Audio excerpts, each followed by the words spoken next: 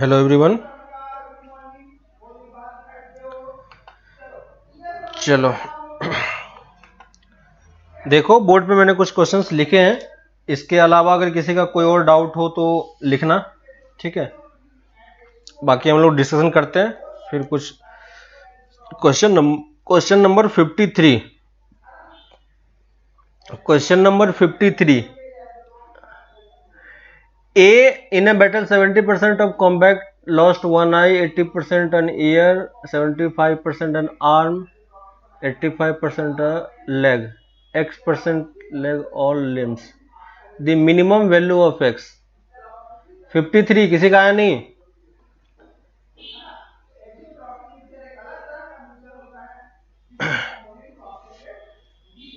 क्या होगा, क्योंकि देखो ये परसेंटेज के टर्म्स में है ना, तो परसेंटेज के टर्म्स में यानी हमारे पास 4 सेक्शन है इस टाइप का, है ना।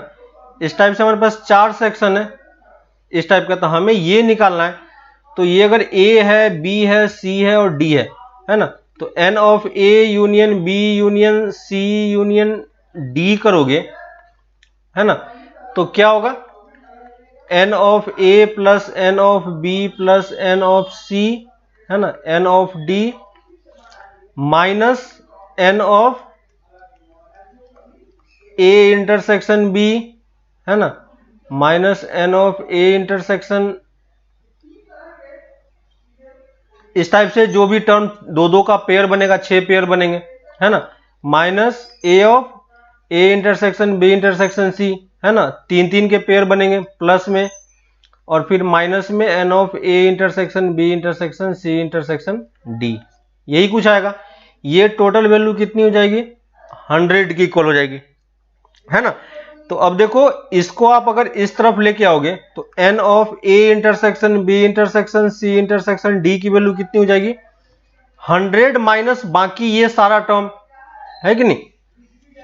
इसी को मैं थोड़ा सा फ्रेश करके लिखूं तो आपको ये समझ में आ रहा होगा अब कि N of A intersection B intersection C intersection D equal to क्या होगा, 100% minus N of A plus N of B plus N of C plus N of D, है ना, माइनस 2 के पेयर होंगे, ठीक है, आपको समझ में आ रहा है, और प्लस 3 के पेयर होंगे, है ना, ये आपके 4 पेयर होंगे। तो वो सारे टर्म्स में नहीं लिख रहा हूं, बस आप ये समझो, है ना। तो ये वाला टर्म होगा, हमें इसकी वैल्यू क्या बोल रहा है कि हमें मिनिमम वैल्यू निकालनी है इसकी, है ना। तो मिनिमम वैल्यू हमें कहां से मिलेगा, मिनिमम वैल्यू के लिए हमें क्या करना पड़ेगा, बाकी आप ABCD की वैल्यू यहां पे पुट करोगे, है ना, ABCD की वैल्यू आप यहां पे पुट करोगे तो कितना आएगा, जितना देखो सबका वैल्यू दिया हुआ है 80% 70% जो भी है ना, सॉरी 100% माइनस 100 इस तरफ होगा, है ना। तो यहां पे आप सारी वैल्यू पुट करो, जितने भी वैल्यू दिए हुए हैं उसमें से माइनस 100 करो तो शायद आ जाना चाहिए आपका। किसी का आया क्या, क्योंकि और सारी वैल्यू हमें गिवन नहीं है, ठीक है, बाकी और सारी वैल्यू हमें गिवन नहीं है, तो सिर्फ उसी के वैल्यू के बेसिस पे आ जाएगा आपका। तो वहां से जो वैल्यू आएगी वो आपका क्या होगा, आ रहा है क्या किसी का 53? क्वेश्चन नंबर 53, बाकी लोग किसी का नहीं आ रहा है। कैलकुलेशन है, बाकी बस पुट करके देखना, आना चाहिए शायद। N ear 70% N arm 85% N, ठीक है, ट्राई करना है एक बार फिर से, इस तरीके से नहीं आता तो फिर बताना, मैं सॉल्यूशन भेज दूंगा फिर इसका, ठीक है। ठीक है, तो करना यही है, वैल्यू पुट करना एक बार और निकालना कि कैसे होता है, ट्राई करना खुद से एक बार फिर से, ठीक है, और बताना कि इसमें आ रहा है कि नहीं। नेक्स्ट 55 में भी उसी टाइप का है। देखो यहां पे भी अमेरिकन लाइक्स चीज एंड एप्पल, ठीक है। 55 में देखो 2 सेट है ना। यहां पे आप लोगों का क्या आंसर आ रहा है, 55 में किसी का क्या आंसर आ रहा है, नॉर्मली तो सॉल्व कर ही पा रहे होगे। 55 में इनइक्वालिटी फॉर्म नहीं हो रहा, यही ना, इनइक्वालिटी फॉर्म नहीं हो रहा होगा, यही प्रॉब्लम हो रहा होगा। बाकी आप शायद 39 या 63 आप निकाल पा रहे होगे, है ना। चीज एंड एप्पल, तो यहां पे हमारे पास ए है और सी है, ठीक है। तो देखो यहां पे हमें सबकी वैल्यू दी हुई है, फिर से हम वही लिखेंगे, एन ऑफ ए, इसको मैं बी मान लेता हूं, N of A union B क्या हो जाएगा, N of A plus N of B minus N of A intersection B, ठीक है। इसकी वैल्यू मुझे वो x दिया हुआ है, ठीक है। तो यहां पे मैं x इक्वल टू क्या लिख सकता हूं, a और b की वैल्यू हम क्या लिखेंगे, n ऑफ a हमें दिया हुआ है कितना, n ऑफ a 63 दिया हुआ है और ये 76 दिया हुआ है, तो टोटल कितना हो गया 9 139, है ना। तो x की वैल्यू आप क्या लिख पाओगे, 139 minus n of a union b, ठीक है। तो देखो यहां पे इनइक्वालिटी कैसे फॉर्म हो रहा है, क्योंकि यहां पे चीजें परसेंटेज के टर्म्स में दिया हुआ है, ठीक ना। यहां पे देखो क्वेश्चन जो है, जो भी सेट ए का एलिमेंट है उसने डिजिट्स के टर्म में नहीं दिया है, किसके टर्म्स में दिया है, परसेंटेज के टर्म्स में दिया है, ठीक है। तो परसेंटेज के टर्म्स में N of A union B की वैल्यू हमें ये नहीं पता कि इसके बाहर कुछ टर्म है या नहीं है ना। तो N of A union B की मैक्सिमम वैल्यू 100 हो सकती है या 100 से कम भी हो सकता है। आ रहा समझ में ये चीज, ये समझ में आया क्या, कि क्या हम N of A union B को डायरेक्टली 100 लिख पाएंगे, 100 नहीं लिख पाएंगे, क्यों, क्योंकि हो सकता है कि कुछ पार्ट इसका बाहर हो, क्योंकि उसने परसेंटेज के टर्म्स में दिया है, ठीक ना। तो हम एग्जैक्टली वैल्यू कैलकुलेट नहीं कर पाएंगे कितना एक्चुअली में हमारे पास एलिमेंट है जिसमें से इतना परसेंट इसका है, इतना परसेंट इसका है, ठीक है। तो N of A union B को हम क्या लिख पाएंगे, है ना, N of A union B को हम क्या लिख पाएंगे, लेस देन इक्वल टू 100, ठीक है। यहां पे हम डायरेक्टली इक्वल टू का सिंबल यूज नहीं कर पाएंगे। क्लियर है सबको, ये चीज क्लियर है। एन ऑफ ए शायद 63 दिया हुआ है, एन ऑफ बी 76 दिया हुआ है, ऐसा कुछ दिया हुआ है, ठीक है। क्लियर है सबको। तो N of A union B की वैल्यू हम क्या लिख पाएंगे, less than equal to 100। Clear है कि नहीं। अब देखो ये क्योंकि इनइक्वालिटी के टर्म्स में है, तो इसको जब आप यहां पे पुट करोगे तो ये इनइक्वालिटी है, ठीक ना। तो यहां पे देखो हमें इसमें से 139 माइनस करना है, ठीक ना। तो यहां पे देखो इसको मैं क्या कर रहा हूं, माइनस से मल्टीप्लाई कर रहा हूं, ठीक है। इस वाले इक्वेशन को मैं माइनस से मल्टीप्लाई कर रहा हूं, तो देखो ये क्या हो जाएगा, minus of N of A union B क्या हो जाएगा, greater than equal to minus 100। Clear हुआ क्या, माइनस से मल्टीप्लाई करने पे क्या होता है, इनइक्वालिटी का साइन चेंज हो जाता है, ठीक है। और दोनों तरफ मैं 139 ऐड कर रहा हूं। 139 क्यों ऐड किया, क्योंकि हमें ये चीजें जनरेट करना था। देखो इस चीज को जनरेट करने के लिए मैंने ये किया, डायरेक्टली मैं नहीं पुट कर सकता था, क्यों, क्योंकि इनइक्वालिटी का साइन है, इक्वालिटी का साइन होता तो मैं पुट कर लेता, ठीक है। अब देखो एन ऑफ ये वैल्यू एक्चुअली में किसके इक्वल दिया हुआ है, x के इक्वल, तो हम क्या लिख सकते हैं, x greater than equal to 39। यहां तक क्लियर हुआ सबको कि इनइक्वालिटी का साइन कैसे मेरा डेवलप हुआ है। तो x की वैल्यू हमारे पास ग्रेटर देन इक्वल टू 39 आ गई। उसके बाद x एक्चुअली में है क्या, x हमारा ये इंटरसेक्शन वाला पार्ट है, ठीक है, यही हमारा x है। तो x की वैल्यू को मैं क्या लिख सकता हूं, less than equal to n of a, और x की वैल्यू को मैं क्या लिख सकता हूं, less than equal to n of b, है ना। और यहां से आप क्या बता पाओगे, n ऑफ a क्या है, लेस देन इक्वल टू 63, और यहां से क्या है, x less than equal to 76, है ना। इस तीनों का आप कॉमन निकालोगे, कॉमन निकालना आता है सबको। ये 39 है, ये 63 है, ये 76 है। ये बोल रहा है कि 39 से ज्यादा, ये बोल रहा है 63 से कम, और ये बोल रहा है 76 से कम। तो देखो कॉमन पार्ट कौन सा आ रहा है, कॉमन पार्ट क्या आ रहा है, less than equal to 63 greater than equal to 39। Clear है सबको, है ना, समझ में आ गया। यहां पे बस मैंने इनइक्वालिटी को इस तरीके से मैंने चेंज किया है ना, डायरेक्टली मैं n of A union B की value less than equal to 100 यहां पे नहीं पुट कर सकता हूं, क्यों, क्योंकि ये इनइक्वालिटी है ना। तो इनइक्वालिटी को डायरेक्टली हम सॉल्व नहीं कर पाते हैं, प्रॉब्लम ये होता है, इसलिए हम इसको इक्वालिटी को हम सॉल्व कर पाते हैं। तो यहां पे ये x की वैल्यू इसके इक्वल थी, तो मैंने यही चीज यहां से जनरेट करने का ट्राई किया, और जनरेट करने के लिए मैंने क्या किया, पहले माइनस से मल्टीप्लाई किया, फिर 139 ऐड किया, तो ये वैल्यू हमारा डायरेक्टली x दिख गया। तो x दिख गया तो x की value greater than equal to 39 हमें मिल गई। क्लियर है?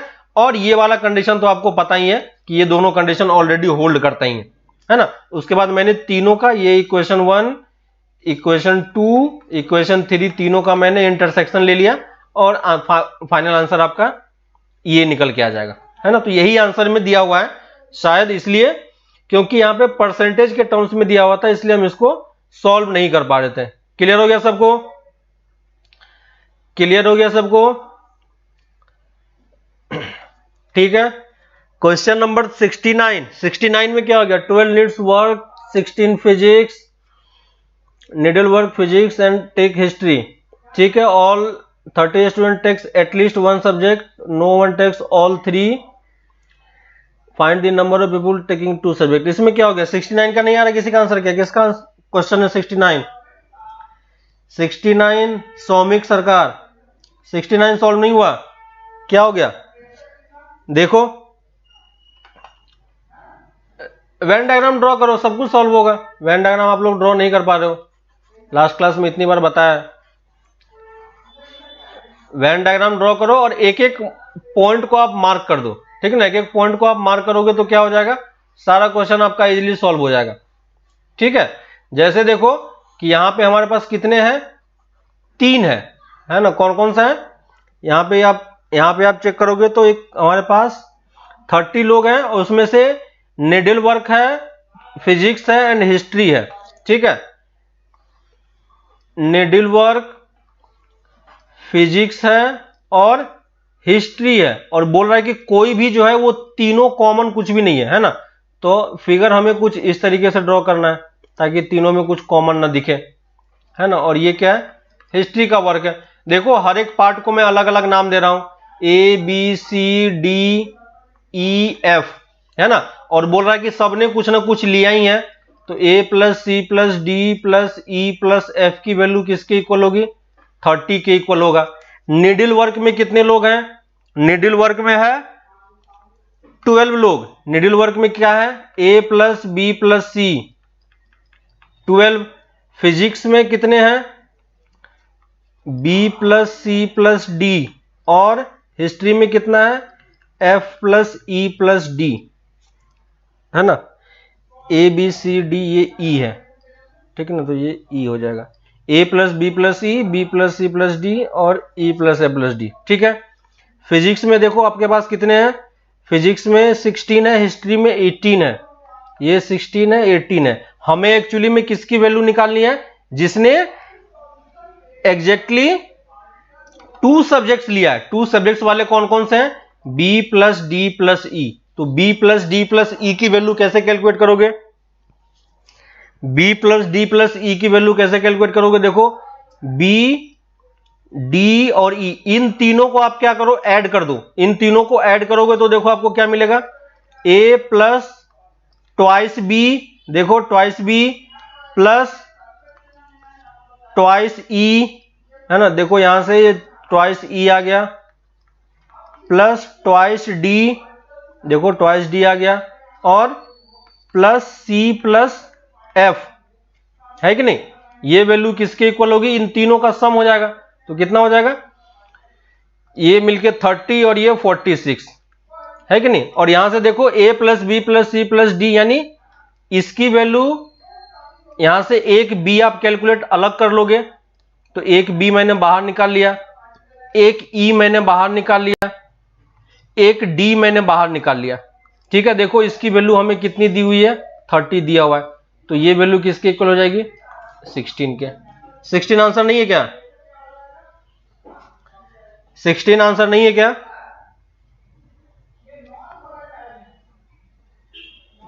का 16 आंसर। कोई आंसर मैच नहीं करता है तो एक बार तुम लोग आपस में डिस्कशन कर लो, सही तो है। ठीक है, आपस में तुम लोग इस तरीके से बात कर सकते हो कि मेरा ये क्वेश्चन का आंसर मैच नहीं हुआ है तो क्या हो रहा है, कुछ प्रॉब्लम है या नहीं, ठीक है।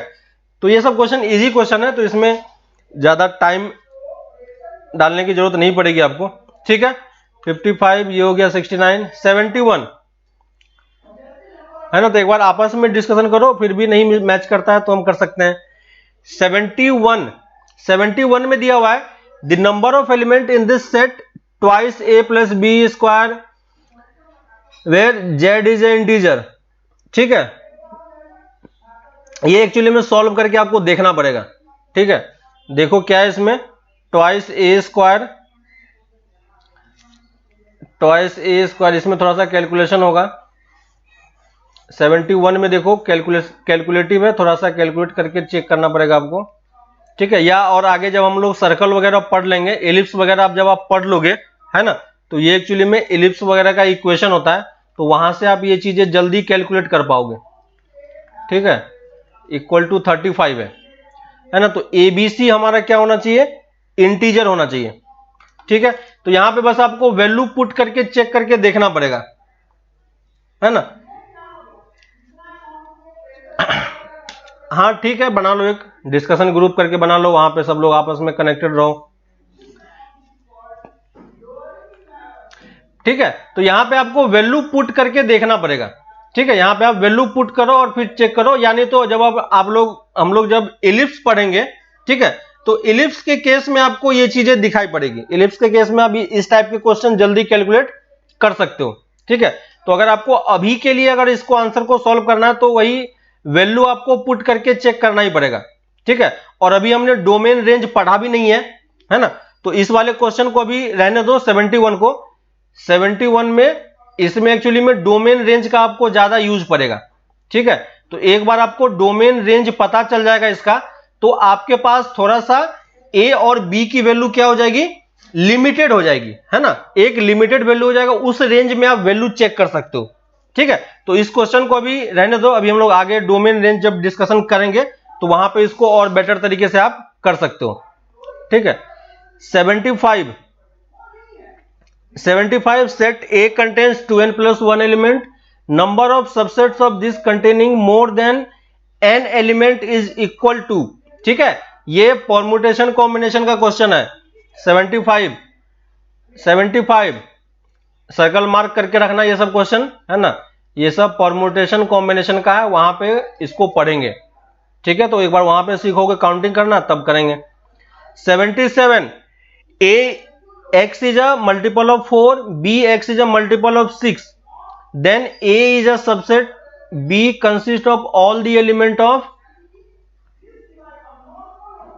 a, then a subset of b consists of all multiples of, किसका मल्टीपल्स होगा, a जो है वो क्या है, a जो है वो 4 का मल्टीपल है, ठीक है, और b जो है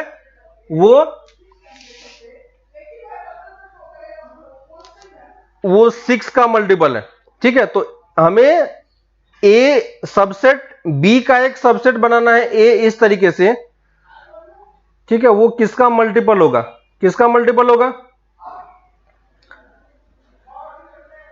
जैसे देखो 4 के मल्टीपल्स कौन कौन से होंगे हमारे पास, 4 के मल्टीपल्स 4, 8, 12, 16, 20, 24, इस टाइप से ये मूव करता जाएगा, ठीक है। और इसके बाद दूसरा बोल रहा है 6 का मल्टीपल, तो 6 का मल्टीपल क्या होगा, 6, 12, 18, 24, है ना। तो देखो किसका मल्टीपल आपको दिख रहा है, 12 का मल्टीपल है 24, यानी 12 का मल्टीपल आपका रिपीट होगा, है ना। तो कौन सा मल्टीपल रिपीट होगा, 12 का। इजी तो क्वेश्चन था। 77 हो गया। 80, क्वेश्चन नंबर 80, 2 सेट्स, ये भी काउंटिंग का ही क्वेश्चन है ना। जहां पे भी आपको काउंटिंग टाइप का क्वेश्चन दिखे तो परम्यूटेशन कॉम्बिनेशन में होगा। देखो 2 सेट है, 2 सेट में 99 एलिमेंट्स कॉमन है, ठीक है। अब आप जब भी आपको इस टाइप का क्वेश्चन दिखाई दे तो आप इसको थोड़ा सा क्या करो कि क्वेश्चन को छोटे सेट में ब्रेक करने का ट्राई करो, ठीक है। मान लो हम क्या करेंगे, कभी भी आपको इस टाइप का क्वेश्चन हो तो आप ट्राई करो कि क्या हम उसको छोटे सेट में कर सकते हैं कि नहीं, है ना। ये भी एक क्वेश्चन करने का तरीका होता है जैसे इसने बोला है कि 99 एलिमेंट्स कॉमन है ना, जानबूझ के उसने उतना बड़ा नंबर दिया आपको, है ना, लेकिन है ना, आप इसमें उसने जानबूझ के उतना ह्यूज नंबर दिया है ताकि आप उसको एज्यूम ही ना कर सको, ठीक है। तो हम 99 पे सॉल्व नहीं करेंगे, हम किस पे सॉल्व करेंगे, 3 पे सॉल्व करेंगे, ठीक है। दो सेट हम एज्यूम कर लेंगे, पहले हम 2 पे सॉल्व करेंगे फिर 3 पे सॉल्व करेंगे। 2 3 पे आप सॉल्व करोगे तो आपको 99 पे दिख जाएगा कि क्या होने वाला है, ठीक है। लेकिन ये तरीका प्रॉपरली नहीं है, जब हम परमुटेशन कॉम्बिनेशन पढ़ेंगे तो वहां पे और बेटर तरीके से हम इस क्वेश्चन को सॉल्व कर सकते हैं। लेकिन फिलहाल के लिए ये भी एक मेथड होता है कि जब आपको कुछ भी स्ट्राइक नहीं करे तो आप उसी ह्यूज नंबर को एक छोटे से सेट के लिए कंसीडर करो कि छोटे से सेट में क्या होगा, ठीक है। मान लो कि इसमें हमारे पास 3-4 एलिमेंट होते हैं सेट ए में, और सेट बी में हमारे पास ये इस टाइप से ये एलिमेंट होता है। दोनों में कितने एलिमेंट कॉमन है, 3 एलिमेंट कॉमन है। और यहां से जब आप ए क्रॉस बी कैलकुलेट करोगे तो ए क्रॉस बी में और बी क्रॉस ए जब कैलकुलेट करोगे तो कितने एलिमेंट कॉमन होंगे वो आप काउंट कर सकते हो, है ना। देखो 1 के साथ किसका किसका कॉम्बिनेशन होगा, तो 1 के साथ यहां पे आपके पास 3 नंबर मिलेंगे, दिख रहा है सबको। 1 के साथ क्या क्या मिलेगा, 1 मिलेगा, 1 के साथ 1 का मिलेगा, 1 के साथ 2 का मिलेगा, 1 के साथ 3 का मिलेगा, और 1 के साथ 5 का मिलेगा जो कॉमन नहीं होगा, ठीक ना, क्लियर हो रहा है। ऐसे ही जब बी, ये हमने ए क्रॉस बी का एक एलिमेंट देखा है, अब आप बी क्रॉस ए का एक एलिमेंट देखोगे तो फिर से ए के साथ कितने का मिलेगा आपके पास, 3 एलिमेंट यहां भी मिलेगा, है कि नहीं। वैसे ही 2 के साथ आपको फिर से 3 एलिमेंट मिलेगा जो सेम होगा, यहां पे भी 2 के साथ एलिमेंट चेक करोगे तो सेम होगा, है ना। और 3 के साथ चेक करोगे तो फिर से सेम होगा, और 3 के साथ चेक करोगे तो फिर से सेम होगा, है ना। तो 3 में देखो टोटल कितने एलिमेंट आपको सेम मिलेंगे, ए क्रॉस बी और बी क्रॉस ए में 9 एलिमेंट, है ना। 3 इंटू 3 एलिमेंट आपको क्या मिलेंगे, सेम मिलेगा, है ना। तो वैसे ही अगर 99 एलिमेंट सेम होता तो कितने एलिमेंट हमें सेम मिलते, 99 इंटू 99, क्लियर हुआ, है ना। तो उसी क्वेश्चन को मैंने पहले छोटे वाले पार्ट में देख के करके देखा क्योंकि हमें विजुअलाइज हो गया, ठीक है। यही चीज आप 4 के लिए भी क्रॉस चेक करोगे तो जल्दी जल्दी आप चेक कर पाओगे, ठीक है। लेकिन जब परमुटेशन कॉम्बिनेशन हम लोग कर लेंगे तो वहां पे और जल्दी आप इसी क्वेश्चन को सॉल्व कर पाओगे, ठीक है। तो 77 80 हो गया। और कोई क्वेश्चन है किसी का, एक्सरसाइज आपका कंप्लीट हो गया, एक्सरसाइज 2, ठीक है। एक्सरसाइज 3 में हमारे पास बहुत सारे क्वेश्चन है जो 12th के हैं, रिलेशन फंक्शन जो सिमेट्रिक एसिमेट्रिक वगैरह दिया है, ये सब हम लोग 12th में पढ़ेंगे, ठीक है। तो उस टाइम पे ये सब क्वेश्चन करना, बाकी आप क्वेश्चंस, बाकी सारे क्वेश्चंस आप देख सकते हो खुद से, ठीक है। जितने सारे क्वेश्चन है वो सब क्वेश्चन आप देखो, कुछ क्वेश्चन फंक्शन के हैं, जब फंक्शन पढ़ोगे तो वहां पे हम करेंगे, जहां पे कहीं आपको ट्रांजिटिव, रिफ्लेक्सिव, सिमेट्रिक, इक्विवेलेंस इस टाइप का वर्ड्स दिखाई पड़े तो वो सब क्वेश्चन आप छोड़ सकते हो, ठीक है। तो बाकी सारे क्वेश्चन में बस यही प्रॉब्लम है, ठीक है। इसलिए मैं बाकी सारा एक्सरसाइज अभी करने के लिए नहीं दे रहा हूं, फिर भी कोई डाउट होता है तो आप लोग वहां पे डिस्कशन कर सकते हो, ठीक है। और वहां पे डिस्कशन कर लो। इसलिए एक्सरसाइज 2 में जितने क्वेश्चन थे वो सब हमने डिस्कशन कर लिया। एक्सरसाइज 1 में भी उसी टाइप के क्वेश्चन है, कुछ फंक्शन के हैं, कुछ आगे के क्वेश्चन है, इसलिए हम उसको डिस्कशन नहीं कर रहे हैं, ठीक है। तो बाकी जब आगे चैप्टर करोगे तो फिर से हम इस शीट पे आएंगे तो वहां पे आप फिर से रिवाइज करोगे, ठीक है। तो ऑलमोस्ट आपका ये एक्सरसाइज शीट कंप्लीट हो चुका है, ठीक है, एक्सरसाइज 2। इसके बाद हम लोग एक शीट में आपको और दे दूंगा फंक्शन का, क्योंकि अभी हमारा फंक्शन चैप्टर चल रहा है, ठीक है। तो फंक्शन का मैं शीट आपको दे दूंगा, तो उस शीट में कुछ क्वेश्चन है फंक्शन से रिलेटेड, ठीक है। तो उन सारे क्वेश्चंस को ट्राई करना और देखना, है ना। फिर से हम उसको भी इसी तरीके से हम लोग डिस्कशन में लेंगे, ठीक है। लास्ट क्लास में आपको कुछ ग्राफ दिया था और बोला था कि इसका आप लोग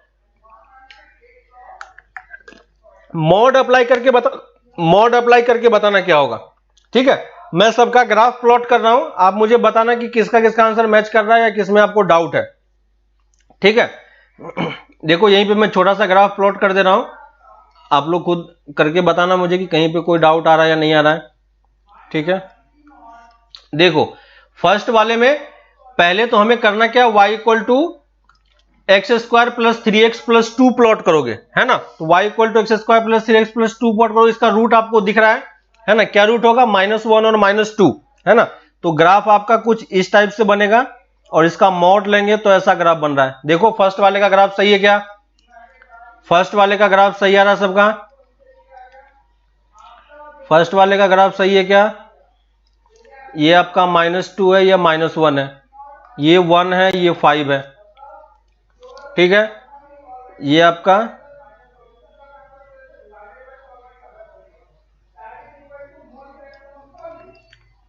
क्लियर है? किसी को डाउट है क्या? किसी को डाउट है? देखो तीनों मैंने ग्राफ प्लॉट किया, बताओ मॉड में किसी को डाउट है? सब में मैंने मॉड अप्लाई करके मैंने ग्राफ प्लॉट किया, ठीक है। डायरेक्टली मैं इसका ग्राफ नहीं प्लॉट कर रहा हूं, मॉड अप्लाई करने के बाद आपको ऐसा ग्राफ दिखाई पड़ेगा, ठीक है। देखो 1 2 3 में कोई डाउट किसी को? सबका सेम आ रहा है? सबका सेम आ रहा है क्या?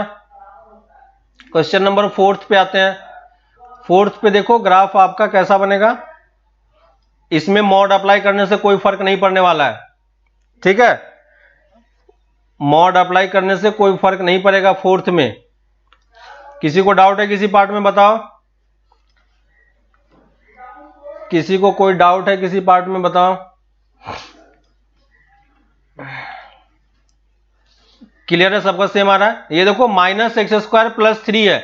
इसका जब आप ग्राफ प्लॉट करोगे तो देखो ऐसा कुछ आ रहा है क्या? ऐसा ग्राफ कुछ आ रहा है क्या? 5th का ये ग्राफ है, चेक करो। 6th का ग्राफ में कोई चेंज नहीं होगा, सेम ग्राफ रहेगा, ठीक है। यहां पे मैं 8th का प्लॉट कर रहा हूं और ये लॉग वाले का। देखो किसी ग्राफ में किसी को डाउट है? ये कहां पे वी शेप देगा? -3/4 पे, यहां पे -3/4 होगा। ये कैसा ग्राफ बनेगा? इस टाइप से ग्राफ बनेगा। देखो लॉग वाला सबका सही है, ये लॉग वाले का कर्व है मॉड के साथ। किसी ग्राफ में किसी को डाउट? किसी ग्राफ में किसी को कोई डाउट?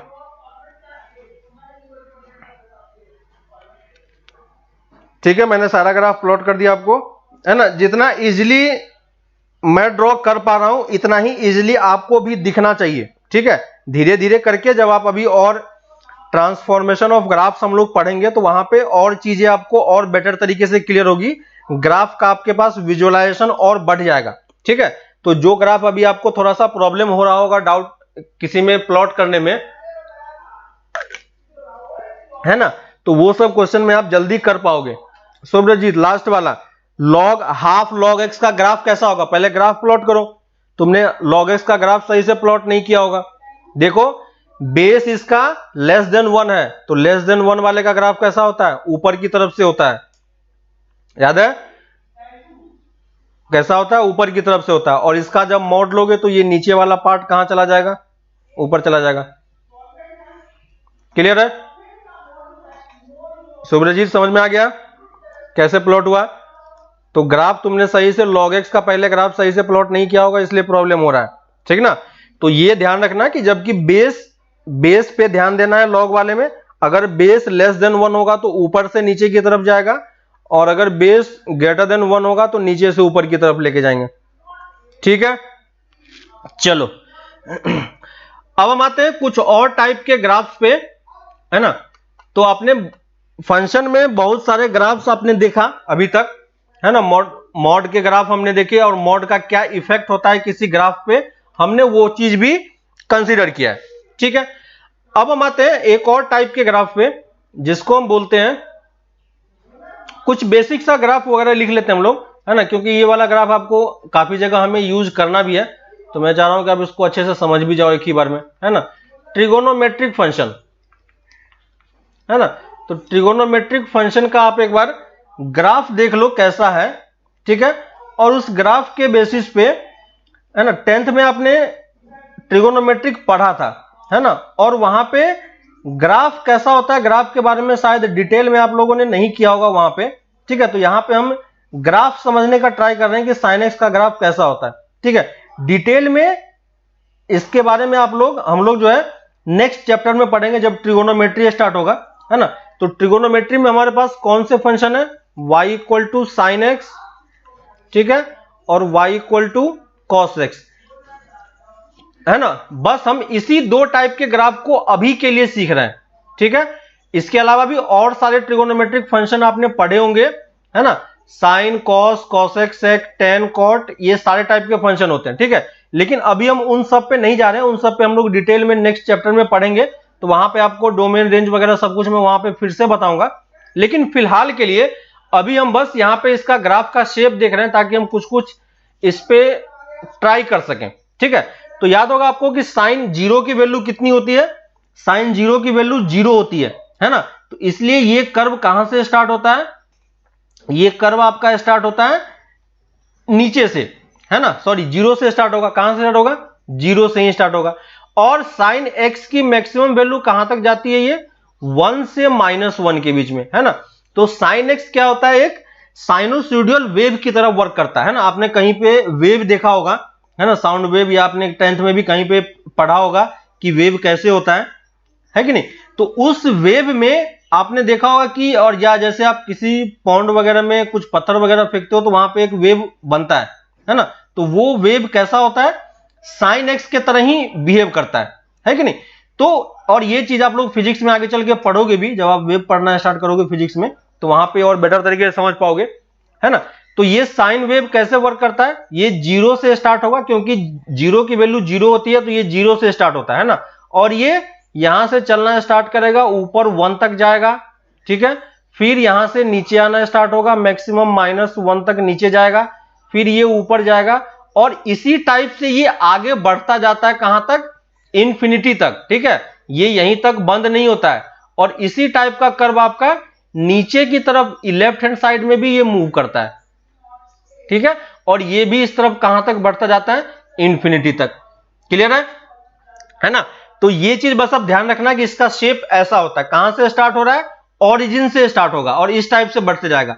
हर एक पॉइंट की वैल्यू क्या होती है ये हम लोग नेक्स्ट चैप्टर में डिस्कशन करेंगे। बस यहां पे मुझे ये बताना है कि ये मैक्सिमम 1 तक जा सकता है और ये मिनिमम -1 तक जा सकता है, ठीक है। cos x भी सेम उसी तरीके से बिहेव करता है, ये भी -1 और 1 के बीच में ही लाई करता है और साइन वेव के तरह ही मूव करता है। लेकिन आपको याद है कि cos 0 की वैल्यू कितनी होती है, 1 होता है ना। तो ये स्टार्ट कहां से होगा, ऊपर से स्टार्ट होता है ना। तो 1 से आगे आके ये -1 नीचे जाएगा, फिर ये 1 ऊपर जाएगा, फिर नीचे जाएगा, और इस टाइप से ये बढ़ता जाएगा, है ना, है कि नहीं। हाँ, ये इंक्लूडेड है, ठीक है। और वैसे ही यहां से ये वाला पार्ट यहां से बढ़ता जाएगा, है ना, इस टाइप से बढ़ता जाता है। तो दोनों कर्व में आपको डिफरेंस दिखाई दे रहा है। डिफरेंस बस इतने का है कि ये 0 से स्टार्ट हो रहा है और ये 1 से स्टार्ट हो रहा है ना। और इस टाइप से ये बढ़ता जा रहा है, 0 इंक्लूडेड है, ये तो उसको कट कर रहा है ना, तो कट कर रहा है तो इंक्लूड तो होगा ही, है ना। ये सर्कल नहीं है, डॉट मार्क था, मैंने बस यहां से स्टार्ट किया था इसलिए मैंने डॉट लगाया था, ठीक है। तो ये कर्व इस तरीके से मूव करता जाता है। अब अगर कोई आपसे ये पूछेगा कि मुझे इसका डोमेन और रेंज बताओ, तो क्या हम बता सकते हैं कि नहीं, बताओ। दोनों फंक्शन के लिए डोमेन और रेंज सेम होता है, देख के बताओ क्या होगा। डोमेन, रेंज 1 1 और मेनी 1 ऑन टू और इन टू, बताओ। Domain, range 1 1 many 1 onto into, 1 1 many 1 और ऑन टू या इन टू। डोमेन क्या हो जाएगा, डोमेन आर, सबको दिख रहा है, डोमेन में किसी को प्रॉब्लम नहीं है। रेंज क्या बताएंगे, रेंज क्या बताएंगे, है ना। दोनों के लिए डोमेन क्या होता है, सेम होता है, आर ही होता है। आप देख सकते हो, क्रॉस चेक भी कर सकते हो। रेंज क्या लिखेंगे, रेंज देखो, आप लाइट जलाओगे एक्स एक्सिस के अलॉन्ग, तो कहां से कहां तक इमेज बनेगा, बस -1 से 1 के बीच का सारा नंबर आपका इंक्लूड होगा, ठीक है। और उसके बाद बाकी आप चेक कर सकते हो, 1 1 है और इन2 है, ठीक है, 1 1 और इन2 है। सबको समझ में आ रहा है। एक बार अगर हमारे पास कोई ग्राफ प्लॉट करके दे दे तो बाकी सब कुछ तो हम इजीली कैलकुलेट कर ही सकते हैं, कोई प्रॉब्लम नहीं है, ठीक है।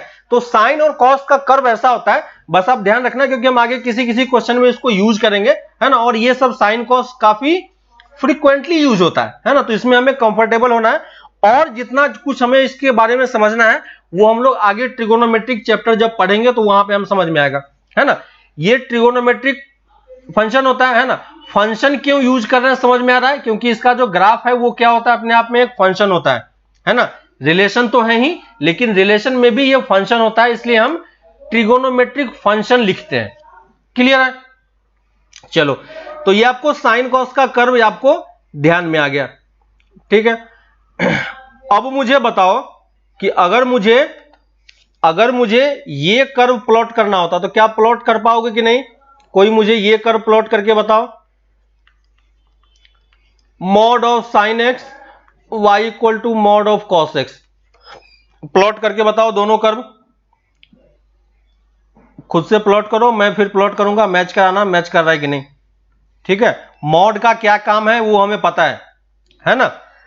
मॉड का क्या काम है वो हमें पता है, आप वो चीज इजीली देख सकते हो। ठीक है, तो देखो पहले हम क्या करेंगे, साइन एक्स को प्लॉट करेंगे। तो साइन एक्स को -1 से 1 के बीच में ये लाई करेगा, तो ये इस टाइप से कर्व होगा। ठीक है, लेकिन हमें इसका क्या लेना है, मॉड लेना है। तो जब मॉड लोगे तो ये पॉजिटिव वाले पार्ट में तो कोई इफेक्ट नहीं करेगा, है ना, बस ये क्या करेगा, नेगेटिव वाले पार्ट को पॉजिटिव में कन्वर्ट कर देगा। ठीक है, तो दोनों में जो पार्ट इसको नेगेटिव दिखाई पड़ेगा ये इसको उठा के ऊपर कर देगा पॉजिटिव साइड में, एक्स एक्सिस के अलोंग मिरर इमेज। तो देखो ऐसा सेम कर्व सबका आ रहा है क्या? सेम ऐसा कर्व सबका आ रहा है क्या? ये इस वाले पार्ट में तो कोई चेंज नहीं करेगा, लेकिन ये नीचे वाले पार्ट को उठा के फिर से ऊपर कर देगा, है ना। तो ये देखो इस टाइप का शेप आपका ये बनता जाएगा। देखो ये सबका सेम आ रहा है कर्व क्या, और ऐसा ही कर्व cos x के केस में भी होगा। देखो सबका सेम आ रहा है, किसी का डाउट है ना। तो किसी भी कर्व में, और ये इसी टाइप से आगे भी बढ़ता जाएगा, जहां तक कर्व होगा जहां भी मॉड को नेगेटिव दिखेगा वो उसको उठा के ऊपर पॉजिटिव बना देगा। क्लियर है? तो बस ये मॉड क्योंकि हम लोग पढ़ चुके हैं, तो ग्राफ में उसका किसी भी ग्राफ में क्या इफेक्ट होता है बस हम वही देख रहे हैं। ठीक है, तो आपको ये चीज समझ में आना चाहिए कि ये सब ग्राफ इस तरीके से वर्क करता है। ठीक है, इसी में हम लोग एक और टाइप के फंक्शन पे आते हैं जिसको हम लोग बोल रहे हैं सिग्नम फंक्शन। ठीक है, सिग्नम फंक्शन, सिग्नम फंक्शन। और सिग्नम फंक्शन डिफाइन कैसे होता है, देखो सिग्नम फंक्शन को डिफाइन करने का तरीका होता है मॉड एक्स बाई एक्स। ठीक है, मॉड एक्स बाई एक्स ये इस तरीके से डिफाइन करता है, जब x नॉट इक्वल टू 0 और x इक्वल टू 0 पे ये कौन सी वैल्यू देगा, 0 देगा। ठीक है, तो सिग्नम फंक्शन इस तरीके का डेफिनेशन उसका इस तरीके का होता है। ठीक है, और इसको कभी कभी इस टाइप से SGN भी लिखा रहता है ना, SGM इस टाइप से फंक्शन, कहीं पे इस टाइप का सिंबल अगर कहीं पे लिखा हुआ है इसका मतलब क्या लिखा हुआ है, सिग्नम ऑफ x लिखा हुआ है। ठीक है, अब देखो ये फंक्शन को हमें ये चीज आप लोग माइंड में बिठा लो। ठीक है, हमेशा के लिए इस चीज को आप लोग माइंड में क्लियर कर लो कि कभी भी इस टाइप का क्वेश्चन आए, है ना, और पर्टिकुलरली मॉड का क्वेश्चन आए। ठीक है, तो ये आप कहीं पे एक पॉइंट बना के आप लिख लो, if there is a mod in any question, mod in any question. ठीक है, इस पॉइंट को हमेशा ध्यान रखना, मॉड वाले पार्ट में हमेशा आपको ये चीज समझ में आना चाहिए। If there is mod in any question, किसी क्वेश्चन में अगर मॉड हो, है ना, मॉड मतलब mod function, modulus function, mod in any question, then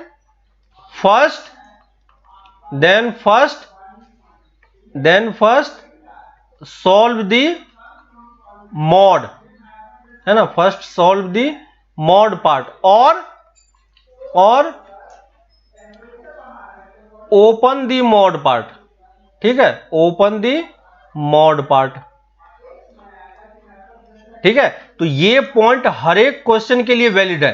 ठीक है, किसी भी क्वेश्चन में अगर आपको मॉड दे दे, ठीक है, किसी भी क्वेश्चन में अगर आपको मॉड लिख के दे दे तो हम मॉड को डायरेक्टली सॉल्व कभी नहीं करेंगे। ठीक है, ये चीज मैंने फाउंडेशन कोर्स में भी आपको बताया होगा शायद। ठीक है, तो मॉड के क्वेश्चन को जब भी दो मॉड एडिशन में देगा तो हम डायरेक्टली ऐड भी नहीं करेंगे, अगर दो मॉड सब्ट्रैक्शन में देगा तो हम डायरेक्टली सब्ट्रैक्ट भी नहीं करेंगे, डिवीजन में देगा, मल्टीप्लिकेशन में देगा, या किसी भी टाइप के ऑपरेशन में दे, है ना। आगे चल के आप लोग कैलकुलस पढ़ोगे, है ना, वहां पे डिफरेंशिएशन आएगा, इंटीग्रेशन आएगा, किसी भी टाइप का कोई भी ऑपरेशन हो मॉड के साथ, कभी भी हम मॉड को डायरेक्टली अप्लाई नहीं करेंगे। ठीक है, सबसे पहला काम हमें क्या करना है, मॉड को ओपन करना है, ठीक है। और मॉड को ओपन कैसे किया जाता है ये मैंने फाउंडेशन कोर्स में बताया है, ठीक है। तो जिसको नहीं पता है एक बार फाउंडेशन कोर्स वाला लेक्चर कंप्लीट करो कल तक, कल संडे है ना, आज और कल में वो चीजें कंप्लीट करो तो आपको समझ में आया कि मॉड कैसे ओपन होता है, ठीक है। तो देखो यहां पे मॉड कहां पे लगा हुआ है, ऊपर में लगा हुआ है, और ये मॉड वाला पार्ट कहां पे ब्रेक होगा, कोई बता सकता है मुझे कि ये मॉड कहां पे ब्रेक होगा? ब्रेकिंग पॉइंट आपको निकालना आता है, लास्ट क्लास में मैंने ब्रेकिंग पॉइंट बताया था, है ना। ब्रेकिंग पॉइंट कहां पे होगा? इस वाले पॉइंट का ब्रेकिंग पॉइंट कहां पे आएगा? इस वाले मॉड का कहां पे आएगा ब्रेकिंग पॉइंट, बताओ? ब्रेकिंग पॉइंट 0 पे, सबको समझ में आ रहा है? यानी 0 से ज्यादा पे ये क्या देगा? पॉजिटिव वैल्यू देगा, और 0 से कम पे ये क्या देगा? नेगेटिव वैल्यू देगा, है ना। तो मॉड को ओपन करने का मतलब यही होता है कि पहले आप ये डिसाइड कर लो कि किस इंटरवल में आपको मॉड को पॉजिटिव साइन के साथ ओपन करना है और किस इंटरवल में नेगेटिव साइन के साथ ओपन करना है। ये चीज क्लियर हो गया? तो मॉड के क्वेश्चन में हमेशा हमें पहला स्टेप यही होना चाहिए। तो पहली चीज तो हमें यहां पे मॉड दिख रहा है, तो पहले हम मॉड को ब्रेक करेंगे, है ना। तो मॉड को ओपन करने के लिए हमें यह दिख रहा है कि ये 0 पे ब्रेकिंग पॉइंट है, तो ग्रेटर देन 0 के लिए यहां पे कौन सी वैल्यू होगी बताओ? और x लेस देन 0 के लिए हमें कौन सी वैल्यू मिलेगी? अगर x की वैल्यू पॉजिटिव होगी तो ये मॉड x क्या दे देगा? x दे देगा, और x डिवाइडेड बाय x क्या मिल जाएगा हमें? 1। ये क्लियर हुआ सबको क्या? x की वैल्यू जब पॉजिटिव होगी तो मॉड x बाय x की वैल्यू कितनी आएगी आपके पास? 1 आएगी, है ना। और x की वैल्यू जब आप लेस देन 0 लोगे तो लेस देन 0 में मॉड कैसे ओपन होगा? नेगेटिव साइन के साथ, है ना। तो माइनस x बाय x होगा, ऊपर नीचे से x x कैंसिल हो जाएगा, तो वैल्यू आपको कितनी मिलेगी? -1 मिलेगी। क्लियर है सबको? और x इक्वल टू 0 पे हमें इसने अलग से 0 डिफाइन करके ऑलरेडी दिया हुआ था, ठीक है। तो ये देखो मैंने मॉड को ब्रेक किया, तो मॉड ब्रेक होने पे ये हमारा फंक्शन बन गया, है ना। और इसी को हम क्या बोलते हैं? सिग्नम फंक्शन, ठीक है। तो कभी कभी फंक्शन इस टाइप से लिखा हुआ होगा, इस टाइप से भी लिखा होगा, तो हमें इसी फॉर्मेट में पहले कन्वर्ट करके सॉल्व करना है, ठीक है। आ रही बात समझ में? तो सिग्नम फंक्शन जो होता है इस टाइप से, सिग्नम फंक्शन सिग्नम x जो लिखा रहता है वो क्या होता है? 1 होता है। कहां पे? ग्रेटर देन 0 के लिए, इक्वल टू 0 के लिए क्या होता है? 0 होता है, और लेस देन 0 के लिए क्या होता है? -1 होता है। क्लियर है? मॉड x को पहले ब्रेक करना सीखना है, ठीक है। मॉड x कहां पे ब्रेक हो रहा है? 0 पे। तो हमने 0 से ज्यादा और 0 से कम वैल्यू लिया। 0 से ज्यादा पे ये वाला पार्ट क्या दे देगा? पॉजिटिव।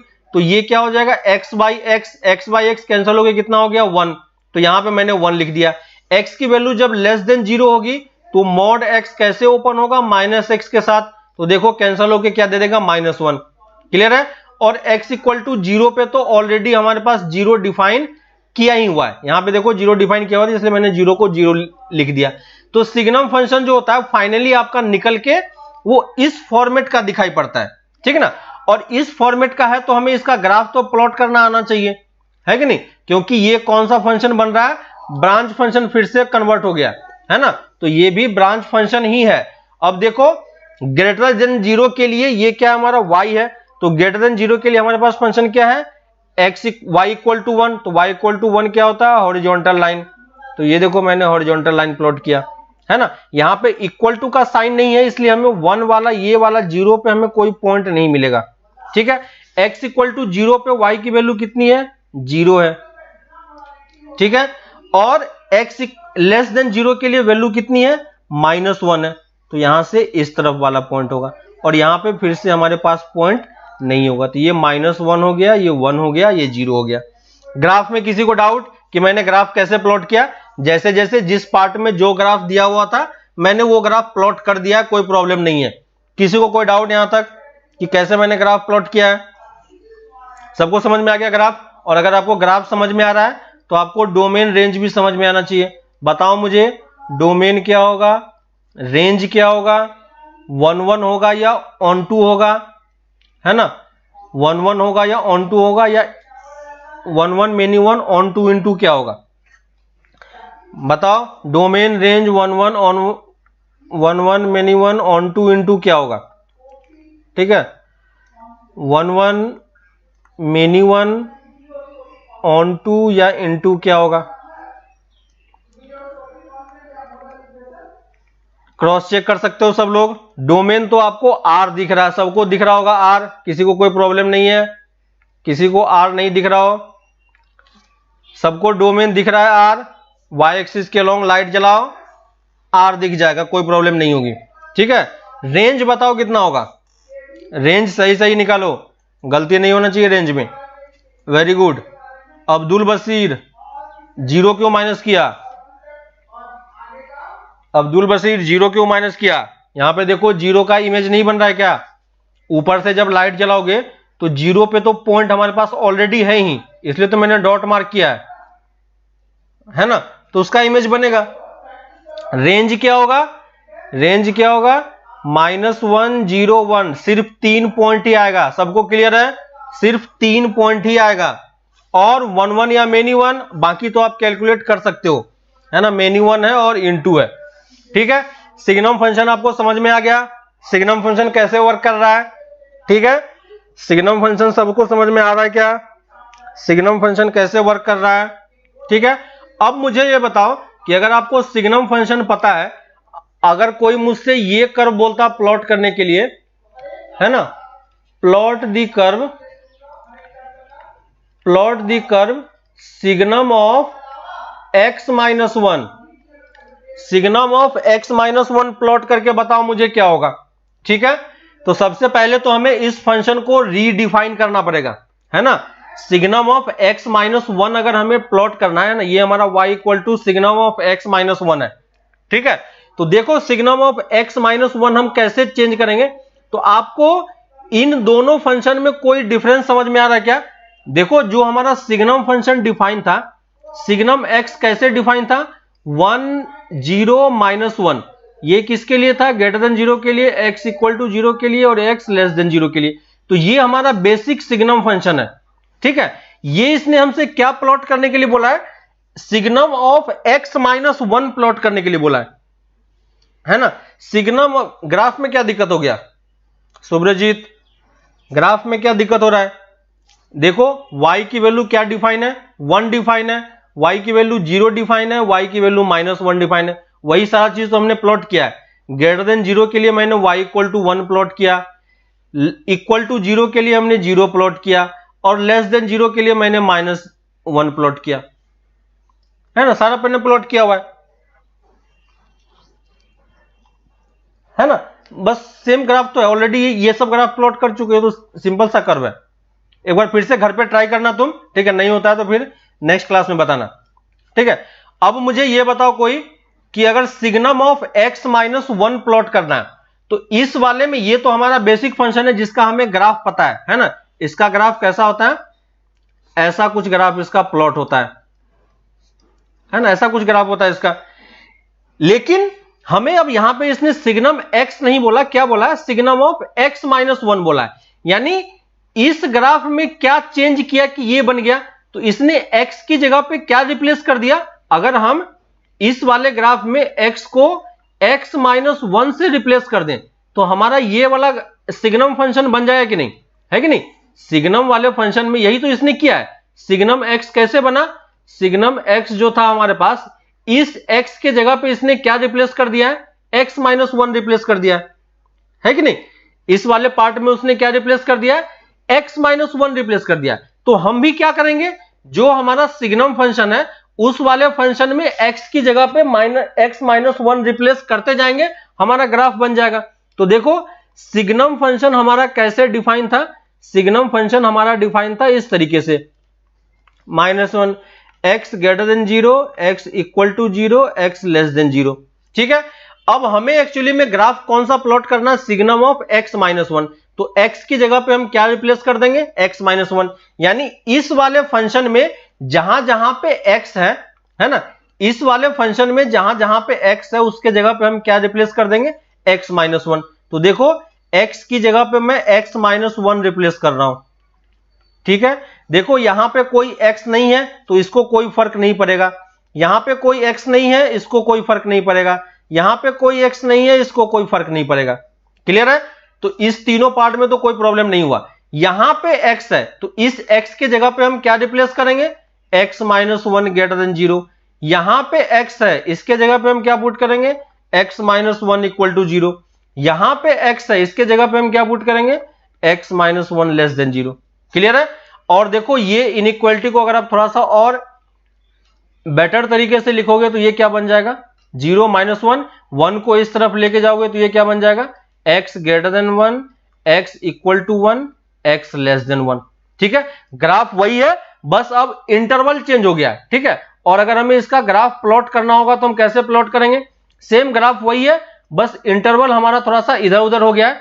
अब हमें हमारा ब्रेकिंग पॉइंट कहां पे आ चुका है, ब्रेकिंग पॉइंट हमारा 1 पे आ चुका है, तो हम 1 से मार्किंग करेंगे। ये हमारा 1 है ना, 1 से ज्यादा पे y इक्वल टू 1 है, तो ये 1 से ज्यादा पे y इक्वल टू 1 प्लॉट किया, 1 वाला पॉइंट नहीं होगा। x इक्वल टू 1 पे 0 है, तो x इक्वल टू 1 पे 0 मार्क किया। x लेस देन 1 पे क्या है, माइनस 1 है, तो x लेस देन 1 पे माइनस 1 मार्क किया। देखो ये ग्राफ सबको समझ में आया क्या, कि कैसे मैंने ग्राफ प्लॉट किया है? किसी को डाउट है बताओ कि मैंने सिग्नम x माइनस 1 कैसे प्लॉट कर दिया, है ना। जहां जहां पे बस जो सिग्नम x का हमें डेफिनेशन पता है, उस सिग्नम x के डेफिनेशन में मैंने x की जगह पे सिर्फ क्या प्लॉट किया, x माइनस 1 प्लॉट किया, और कुछ भी नहीं है डिफरेंस।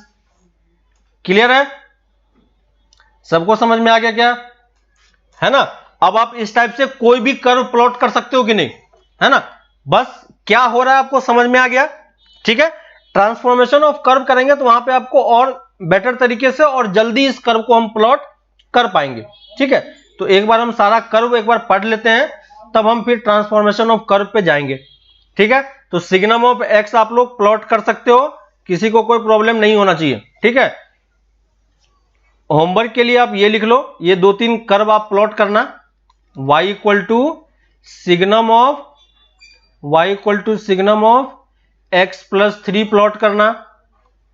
ठीक है, दूसरा y equal to signum of x square plot करना। ठीक है, third y equal to signum of x square plus x square minus 5x plus 6, x square minus 5x plus 6, ये प्लॉट करना। और fourth y equal to signum of क्या put करेंगे, e to the power x। ठीक है, उस x के जगह पे वो कुछ भी प्लॉट कर सकता है, कुछ भी पुट कर सकता है। ठीक है, ये 4 क्वेश्चन आप ट्राई करना। ठीक है, अब आपके पास कुछ होमवर्क नहीं है, शीट वगैरह भी नहीं है, तो ये 4 क्वेश्चन आप ट्राई करना, आपको इस सिग्नम का मतलब समझ में आएगा कैसे क्या होता है। नेक्स्ट क्लास में हम इसको डिस्कशन कर लेंगे। ठीक है, तो ये हमारा एक फंक्शन हो गया सिग्नम फंक्शन। ठीक है, सिग्नम फंक्शन कैसे डिफाइन होता है, डोमेन रेंज क्या होता है, सिग्नम में कुछ चेंजेस करते हैं तो कैसे ग्राफ बनता है, वो सब कुछ मैंने आपको बताया। बस आप ये 4 क्वेश्चन ट्राई करना, नेक्स्ट क्लास में हम इसको फिर से डिस्कशन करेंगे। ठीक है, तो ये कुछ कर्व हमने आज देखा, है ना। इसी में एक और टाइप का कर्व है। ठीक है, एक और टाइप का कर्व है जिसमें थोड़ा सा टाइम लगेगा, तो उसको हम लोग नेक्स्ट क्लास में आगे कंटिन्यू करेंगे। ठीक है, तो ये 4-5 क्वेश्चन है, आप लोग ये 4-5 क्वेश्चन ट्राई करना। ठीक है, इसके बाद इसके अलावा आप लोग शीट हम लोगों ने डिस्कशन नहीं किया अभी तक। ठीक है, प्रैक्टिस शीट हम लोगों ने डिस्कशन नहीं किया, प्रैक्टिस शीट। ठीक है, तो प्रैक्टिस शीट ऑलरेडी मैंने लिख दिया था लास्ट क्लास में करने के लिए, तो लास्ट क्लास नेक्स्ट क्लास में हम लोग क्वेश्चन नंबर 1 से लेकर 10 तक डिस्कशन करेंगे प्रैक्टिस शीट का। ठीक है, अब हमारे पास जेई वाला शीट ऑलमोस्ट कंप्लीट हो चुका है। ठीक है, तो ये प्रैक्टिस शीट का क्वेश्चन नंबर 1 to 10 कंप्लीट करना। जेई वाला शीट अभी नहीं करेंगे, बाद में करना। एक्सरसाइज 2 कंप्लीट हो चुका है, वही हमें मेनली करना था। बाकी सारे क्वेश्चन आप लोग देख सकते हो, कोई प्रॉब्लम नहीं है, ट्राई करना। अगर जो क्वेश्चन हो सकता है करो, जो नहीं होता वो आगे फिर से हम लोग कंप्लीट करेंगे। सूरज जी समझ में आ गया? तो आपके अभी जेई वाले शीट के लिए उसमें से कोई क्वेश्चन नहीं है आपके लिए, वो बस अब आपके ऊपर है कि कुछ क्वेश्चन आप देखो, अगर आपको लगता है कि वो बन पा रहा है तो ट्राई करना, नहीं हो रहा है तो कोई बात नहीं, बाद में हम लोग उसको फिर से करेंगे। प्रैक्टिस शीट में ये 10 क्वेश्चन है, ये क्वेश्चन ट्राई करना, और ये 4 क्वेश्चन का आपको ग्राफ प्लॉट करना है। ठीक है, इसका आपको ग्राफ प्लॉट करना है, इस 4 क्वेश्चन का ग्राफ प्लॉट करना है। ठीक है, तो फिर हम लोग आगे इसको नेक्स्ट क्लास में कंटिन्यू करेंगे। और भी हमारे पास बहुत सारे कर्व हैं, 2-3 टाइप के कर्व और हैं, तो एक बार वो क्लियर हो जाएगा तो फिर हम आगे डोमेन रेंज पे जाएंगे। ठीक है, तो यहां तक आज रखते हैं, फिर आप लोग कंप्लीट करो। जिन लोगों का लॉग और मॉडुलस वाला पार्ट कंप्लीट नहीं हुआ है वो लोग उस वाले पार्ट को कंप्लीट करो।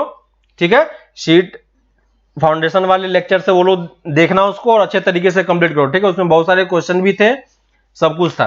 ठीक है, तो फिर हम लोग मिलते हैं नेक्स्ट क्लास में। ओके, चलो बाय।